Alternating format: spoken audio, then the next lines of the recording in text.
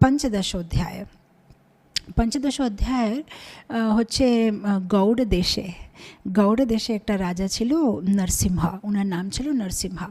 ওনার একটা মন্ত্রী ছিল, তার নাম ছিল সরব মেরুন্দু। এই সরব মেরুন্দু অনেক বদমাস। এ সবসময় যুক্তি করছে যে কীভাবে আমি রাজাকে মেরে ফেলবো। কিন্তু দেখেন ভগবানের কীরকম একটা প্ল্যানিং।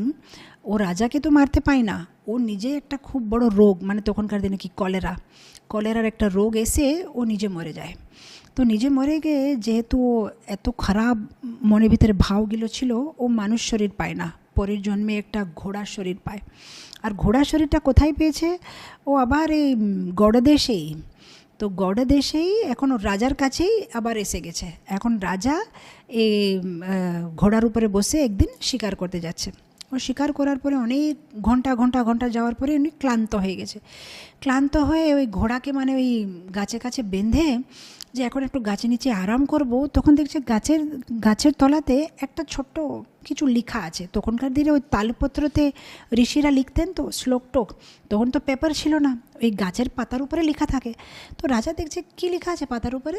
তো পাতার উপরে যেটা লেখা ছিল সেটা রাজা বলছে এইটা কি লেখা আছে, পড়ছে। যখন রাজা পড়ছে দেখছে যে এনার যে ঘোড়াটা সে মরে গেছে, আর সে মুক্তি পেয়ে গেছে আর বৈকুণ্ঠে চলে যাচ্ছে। এ কিছু বুঝতে পারছে না যে আমি যে কী যে পড়লাম, এই যে কী করে মুক্তি পেল, কী হলো বোঝা যাচ্ছে না।